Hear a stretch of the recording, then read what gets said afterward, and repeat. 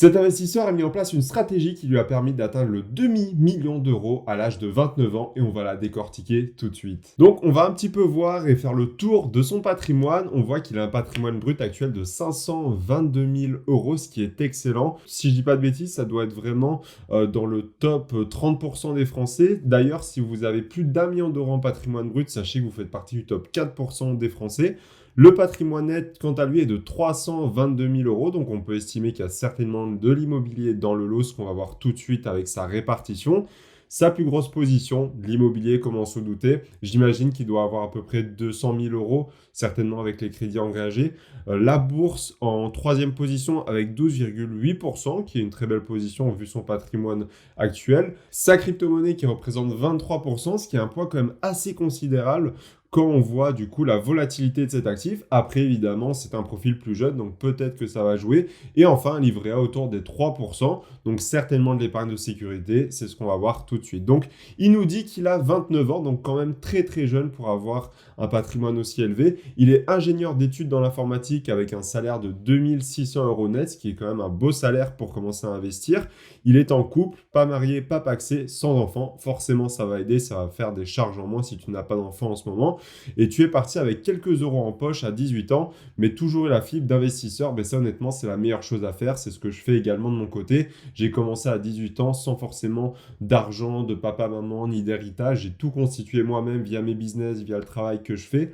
Donc, petit à petit, ça se fait. Donc ça, j'aime bien aussi ton profil. On a à peu près la même mentalité là-dessus et le même parcours.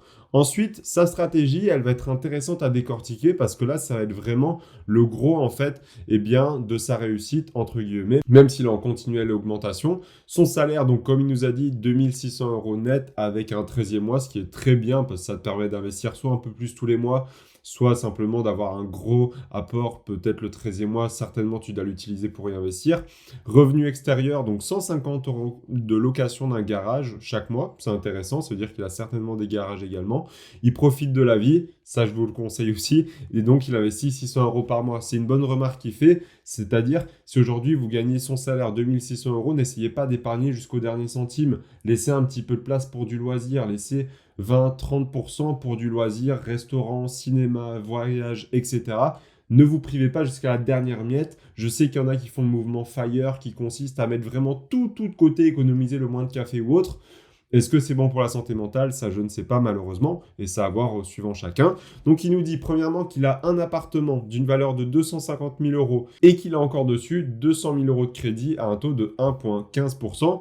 Beaucoup doivent te jalouser en ce moment, et 800 euros de crédit immobilier par mois. Donc, de ce que tu nous as mis, revenu extérieur, 150 euros de location d'un garage, je ne sais pas si tu prends en compte et si tu loues cet appartement, j'imagine que oui, et tu n'as pas mis les loyers qu'il engendre, donc c'est un petit peu dommage, ça va peut-être un peu biaiser la simulation, ou en tout cas mon avis, mais dans ce que je vois là, honnêtement, déjà tu as un très beau crédit, puis si c'est de la location, honnêtement, tu as dû faire de très belles choses. Évidemment, j'ai pas le retour sur investissement vu que j'ai pas le loyer malheureusement. Ensuite, il a deux garages d'une valeur de 70 000 euros sans crédit, donc ça tu as certainement fait cash, ce qui est très intéressant. C'est vrai que les garages, ça peut être assez bien pour commencer dans l'investissement immobilier ou autre, chacun son avis sur le sujet. Du coup, les 150 euros de location, du coup tu en loues que un si j'ai bien compris, vu que tu m'as mis location d'un garage, ça te rapporte 150 euros, donc intéressant, ça te fait toujours des revenus passifs en plus. En plus, un garage demande beaucoup moins d'entretien et surtout de réparation qu'un appartement ou qu'une maison. Ensuite, la bourse au niveau du PEA, il a 67 000 euros, donc c'est très intéressant, ça fait quand même une très belle somme. 10 actions plus 2 ETF, chacun représentant 8% de son capital et arbitré pour garder la parité entre elles tous les trimestres. Donc j'imagine que au total, tu as 12 actifs, 10 actions, 2 ETF et chacune d'entre eux représente du coup 8%. Ça peut être une bonne stratégie, mais moi personnellement, je ne ferais pas peut-être comme ça, je ferais autrement. C'est-à-dire soit tu es parti sur 10 actions très très importantes, imaginons Total, Vinci, AXA, des choses comme ça, et dans ce cas-là, il n'y a pas de souci. Et les 2 ETF, alors il faut que ça soit totalement ailleurs. Là, je n'ai pas ta répartition du PEA, mais pour les gens qui me regardent et qui aimeraient avoir cette stratégie-là également, ce que je vous recommanderais de faire, c'est d'avoir 10 actions si vous voulez faire comme lui et 2 ETF. Vous prenez 2 ETF qui ont totalement une exposition en dehors de l'Europe. C'est-à-dire qu'on va prendre un SP500 par exemple et un pays émergent qui seront parfaits et très complémentaires. Et dans les 10 actions, on va mettre le top 10 en fait des plus grosses actions européennes, ou en tout cas des actions qui vous correspondent. On peut prendre Total, LVMH, on peut prendre L'Oréal, on peut prendre également AXA, Vinci. C'est à vous d'un peu analyser les actions qui vous correspondent. Mais est-ce que je ferai du 8% sur chacune? Je ne pense pas personnellement. De mon côté, je ferai plus, à mon avis, du 50% pour les ETF et 50% pour les actions. C'est-à-dire que les 10 actions, je les répartis dans les 50% qui restent. Et les 2 ETF, je ferai peut-être 30-20. 30% pour les SP500 qui va le plus driver, 20% pour les pays émergents, voire même 35-15 parce que les pays émergents ont tendance à moins bien performer. Donc, je fonctionnerai peut-être plutôt comme ça, ou voire même mettre les pays émergents en dessous des actions.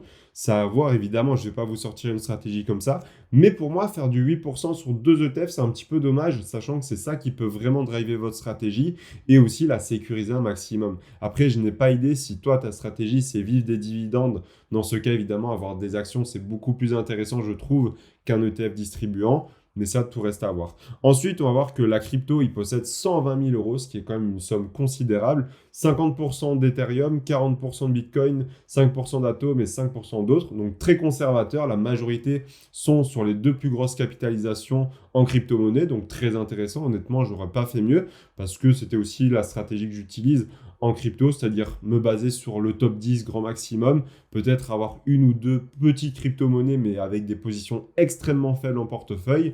Et comme il nous dit, chacune de ces crypto-monnaies est en stacking. Ceux qui ne le savent pas, le stacking, c'est quoi? Eh bien, il va mettre ses crypto-monnaies sur un exchange qui va lui proposer un rendement contre le fait de bloquer ses crypto-monnaies sur un compte ou sans forcément les bloquer, mais juste le fait en fait de les laisser sur l'exchange va lui donner une rémunération, un peu comme si vous laissiez votre argent sur un livret A par exemple, où vous allez être rémunéré avec des intérêts pour avoir un rendement annuel. Donc, là, je te conseillerais quand même de faire extrêmement attention. Je n'ai pas la méthode de stacking que tu utilises, mais il faut savoir qu'il y a eu certaines méthodes qui ont fait faillite. On prend Celsius, on prend Voyager, des choses comme ça, ont fait faillite et les personnes n'ont jamais revu leur argent malheureusement. Donc fais quand même extrêmement attention. Tu as 120 000 euros, c'est énorme. Je ne sais pas si tu peux faire du collatéral, on en reparlera après, mais ça peut être très intéressant. Et surtout, fais quand même attention, sécurise un minimum sur une ledger et à la limite, si tu veux vraiment faire du rendement annuel, n'hésite pas à mettre un petit peu de côté. Honnêtement, c'est à toi de voir la prise de risque que tu es prêt à prendre avec ça, mais pour moi, elle est quand même assez élevée malheureusement. Et surtout que j'ai l'impression que tu as quand même une très grosse somme en crypto-monnaie, ça représente 23%. Donc si tu perds ces 23%, ça va avoir des dommages considérables en fait sur ton patrimoine malheureusement. Et enfin, son épargne en livret A de 15 000 euros, environ 6 mois de salaire. Donc ça, c'est parfait. C'est ce que je vous recommande de manière générale. Une épargne liquide, facile à avoir et sécurisée sans variation ou sans variation trop importante. Le livret A est parfait pour ça. Et 6 mois, c'est excellent. Entre 3 et 6 mois, voire 1 an si vous êtes une personne plus à risque avec de l'immobilier, qui est entrepreneur, etc. C'est à vous de voir suivant la situation. Et il nous dit, ayant investi au bon moment sur les crypto-monnaies et DCA depuis plusieurs années, il ne réinvestit plus d'argent. Donc ça, c'est bien. Il laisse juste courir ce qu'il a gagné, uniquement de l'arbitrage. Et actuellement, il ne réalise que du DCA sur son PEA, c'est-à-dire que ces 600 euros, si je comprends bien, vont uniquement sur sa bourse. Donc, ça va permettre de vraiment utiliser les intérêts composés à long terme en utilisant des ETF et du stock picking. Et du coup, n'ayant pas atteint ma capacité d'emprunt maximum, donc j'aurais bien aimé la savoir, mais bon, c'est pas grave, on va faire sans. Il réfléchit à investir dans un second appartement, mais le taux de crédit plus le prix de l'immobilier qui a augmenté évidemment, surtout dans sa région. 83, c'est le Var. Je suis la région d'à côté, 84 dans le Vaucluse. C'est exactement la même chose chez nous.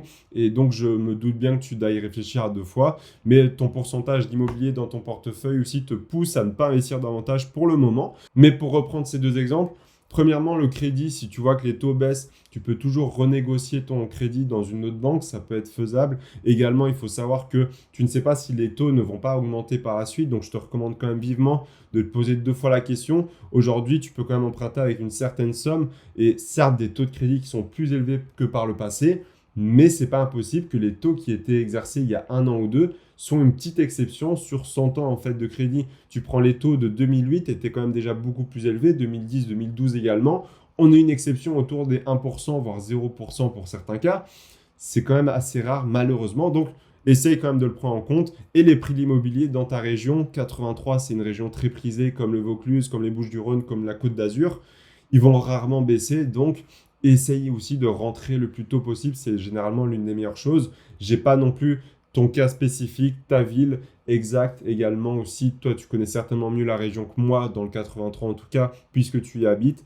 Et enfin, tu nous dis que le pourcentage de l'immobilier dans ton portefeuille te pousse à ne pas investir. Il faut savoir de manière générale, l'immobilier sera toujours le plus gros pourcentage. Pourquoi? On arrive avec des grosses sommes, on fait un levier d'un crédit, donc c'est totalement différent. Regarde plutôt ton patrimoine net, et quand tu vas comparer sur ton patrimoine net, tu vas voir que l'immobilier en fait est tout à fait classique. Là, il faut savoir que dans ton patrimoine net, ça ne représente même pas ta valeur en crypto. C'est-à-dire que ton immobilier aujourd'hui, c'est 50 000 euros parce qu'il te reste 200 000 euros de crédit, plus 70 000, ce qui te fait un total de 120 000. Donc honnêtement, c'est exactement la même somme que tes crypto-monnaies. Évidemment, dans le patrimoine brut, c'est plus important, mais dans ce cas-là, n'hésite pas à rajouter un peu d'immobilier et surtout, tu as quand même énormément de crypto. Donc ça, après, c'est à toi de voir, évidemment, c'est une conviction personnelle ou non. Mais dans ton cas, c'est ce que je ferai. Tes objectifs maintenant, c'est de créer le plus gros patrimoine possible, j'imagine, pour mieux vivre, une retraite anticipée, pourquoi pas une rente supplémentaire, évidemment, c'est toujours ça de plus. Je ne me soucie pas de ma vie à court terme, donc se dire qu'il est certainement très bien dans son travail, qu'il est prêt à passer à l'aventure et que surtout il est prêt à attendre le temps qu'il faut. Il veut juste prévoir pour sa seconde partie de vie, pour la vivre le mieux possible. J'imagine que c'est autour de tes 40, 45 ans, 50 ans grand maximum. Et à moyenne, environ 7-8 ans, il aimerait acheter une maison comme résidence principale, donc j'imagine que tu es locataire actuellement. Mais le prix de celle-ci qui rentre dans mes critères sont autour des 700 000 euros. Évidemment, du coup, ça va prendre encore un petit peu de temps, comme il nous dit, quelques années pour recueillir cette somme-là, mais ça reste un très bel objectif également. Donc, sur sa stratégie au global, honnêtement, il y a très peu de choses à dire, mais plutôt des améliorations que je ferai. Déjà, premièrement, je vais faire une petite simulation. On va regarder ensemble déjà la calculatrice des intérêts composés. S'il continue d'investir, en fait, 600 euros par mois, donc une fois par mois à 10% par an, honnêtement, c'est largement faisable. C'est quand même du coup le calcul un peu plus optimiste, mais ça reste la moyenne par exemple du SP500. Une fois par an, sur les 30 prochaines années, eh bien tu vas tomber à peu près à 1 237 000 euros. Bon, tu m'as dit ta deuxième partie de vie, j'imagine que tu n'as pas envie d'attendre tes 60 ans. Donc imaginons si on part sur ne serait-ce que, allez, tu as 29 ans, si on part sur tes 50 ans aujourd'hui, où on peut estimer que c'est la deuxième partie de vie, tac, on va mettre du coup 20 ans, et bien dans ce cas-là, tu vas être à 430 900 euros, c'est déjà une très belle somme, mais ce qui va être intéressant aussi à prendre en compte, c'est que tu vas pouvoir certainement réinvestir certaines choses. Imaginons que tu as une augmentation, tu n'as que 29 ans aujourd'hui, ou alors également tu commences à mettre en location, et bien du coup, ton appartement que tu as déjà, je ne sais pas s'il est déjà en location, ou alors tu rajoutes en fait simplement de nouveaux biens dans ton patrimoine, ça va te rajouter du cash flow. Le but, ce n'est pas d'investir et puis de laisser courir tes gains. Tu as des actions aussi, tu as des dividendes qui vont être versés, tu vas avoir tout ça qui va te permettre d'augmenter ta capacité. Pour moi, ce n'est pas du tout fou que tu puisses mettre 1 000 euros par mois en moyenne sur les 20 prochaines années. C'est-à-dire qu'aujourd'hui, tu mets 600 euros, mais peut-être que de la 15e à la 20e dernière année, tu mettras peut-être 1 500 euros par mois parce que tu auras les loyers, parce que tu auras les dividendes en plus, tu auras ton apport personnel, etc. Donc pour moi, tu peux même viser les 1 000 euros par mois à long terme, évidemment, encore une fois. Et là, tu serais plutôt autour des 718 euros. Je ne sais pas ta stratégie, si tu veux vivre des dividendes, si tu veux vivre plutôt de tes plus-values en revendant les titres. Si on part de ce principe-là et qu'on prend 30 ans, imaginons, tu serais déjà à 2 millions d'euros. Évidemment, ça, c'est des calculs qu'on peut sortir du chapeau, malheureusement, parce que je n'ai pas toutes les données ni tes projections à long terme. Mais en tout cas, pour moi, sur 20 ans, ce n'est pas du tout quelque chose d'affolant. Et aussi, il faudra prendre en compte l'après-PEA. Aujourd'hui, tu es déjà à 67 000 euros, tu investis 600 euros par mois. Ce n'est pas pour tout de suite encore, mais tu risques certainement de toucher le plafond. Donc, n'hésite pas à anticiper comment tu vas ajuster la suite. Est-ce que tu vas partir en compte titre, en assurance vie, PEA, PME? Soit tu décides de rester dans cet avantage fiscal-là ou non, c'est à toi de voir encore une fois. Au niveau des cryptos, comme je te le disais, moi honnêtement, je te recommanderais de ne pas en investir plus. Pourquoi? Parce que c'est déjà 23%, tu veux construire un gros patrimoine, on ne sait pas vraiment comment ça va évoluer à l'avenir.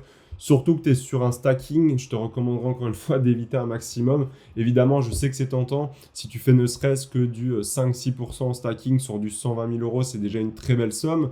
Mais n'oublie pas qu'à tout moment, la plateforme peut faire faillite.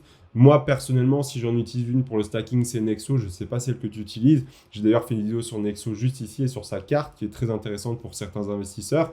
N'hésitez pas à aller la voir. Mais pour moi, la crypto-monnaie, comme tu as dit, le mieux, c'est vraiment de ne pas y toucher, de laisser ce que tu as, du stacking si vraiment ça ne te dérange pas de perdre ces 23%, ou alors si tu as diversifié les plateformes. Mais même en diversifiant les plateformes, il y a toujours un risque de domino. C'est comme on l'a vu avec l'affaire FTX, toutes les plateformes sont liées entre elles, ont des prix entre elles, etc. Donc généralement, si on a une qui tombe, il y en a souvent une qui suit juste derrière. Et enfin, pour finir, forcément, c'est l'immobilier. Ce que je te recommanderais, c'est n'hésite pas peut-être à renflouer un petit peu ton épargne de sécurité pour avoir un nouvel apport ou alors à remettre un petit peu dans ton livret afin de montrer à la banque en fait que tu es sérieux sur ton épargne, etc. Et sauf si la banque estime que c'est déjà très bien. Et n'hésite pas aussi à mettre peut-être en commentaire tes données sur l'appartement que tu as déjà actuellement, si tu le loues ou autrement. On va faire une petite simulation sur combien est-ce que tu peux emprunter encore actuellement. Donc, si tu as 2600 euros net, que tu as 29 ans et que ton revenu locatif est de 150 euros pour ton garage, avec une charge évidemment qui a un crédit immobilier, on va mettre locatif, de 800 euros, eh bien, ça va te donner encore en capacité d'emprunt, 27 000 euros grand maximum à 4%. Donc, ce qui est très faible et tu n'auras aucune maison là-dessus. Par contre, si tu touches, des loyers sur ton appartement et aussi un autre loyer sur ton autre garage, on peut peut-être estimer, je dis franchement des chiffres à la louche, mais c'est pour voir un petit peu si tu nous avais pas donné toutes les données, que tu as peut-être 1000 euros en fait de revenus locatifs, ce qui est possible à ce moment-là. Parce que si tu as ton appartement, etc., ça va quand même te rapporter certains revenus. Donc, on peut compter peut-être 1000 euros. Peut-être que tu n'as pas du tout de revenus locatifs et donc ne prends pas en compte ce cas-là. Mais en tout cas, je fais la simulation au cas où tu ne nous aurais pas donné ces chiffres-là. Comprends du coup ici tes 800 euros encore une fois. Eh bien, ça va nous donner un total de 660 000 euros, donc ce qui est faisable pour acheter un petit T2, un petit studio ou autre pour rajouter ça à ton patrimoine. Ce qui est possible également, c'est que tu montes une SCI. Pourquoi ne peut-être pas développer un petit business d'immobilier promoteur, à toi de voir honnêtement. Promoteur, c'est quand même un peu plus poussé, mais une SCI où tu peux ranger tes biens, que tu puisses les gérer, développer ta capacité d'endettement, ou si t'assembler peut-être avec quelqu'un de ta famille ou un collaborateur ou autre, afin d'augmenter aussi ton parc immobilier. C'est une possibilité qui est faisable. Mais honnêtement, pour moi, tu as une stratégie qui est très belle, qui est déjà bien en place. Ce que je changerais ou ce que j'améliorerais, comme je te l'ai dit, c'est peut-être la crypto. Tu laisses comme ça, tu te focalises maintenant sur la bourse et tu te focalises sur l'immobilier à essayer de faire le plus gros patrimoine possible. Si pour toi, ça ne te dérange pas de créer et de gérer un patrimoine et un parc immobilier. Et la bourse, forcément, moi, personnellement, ta stratégie, elle ne me choque pas plus que ça. C'est peut-être pas celle que j'aurais mis en place par rapport à mon profil, mais j'ai pas ton profil en entier. Et si elle te correspond, c'est très bien. Tu n'as pas non plus une position qui est affolante par rapport aux autres. Tout est assez bien géré. Donc, honnêtement, c'est une très, très belle position, une très belle stratégie selon moi. D'ailleurs, si tu veux voir l'analyse d'un autre patrimoine d'un abonné, n'hésite pas à cliquer sur cette vidéo, c'est la dernière analyse que j'ai faite. Et on décortique sa stratégie ensemble. À tout de suite. C'était Maxime.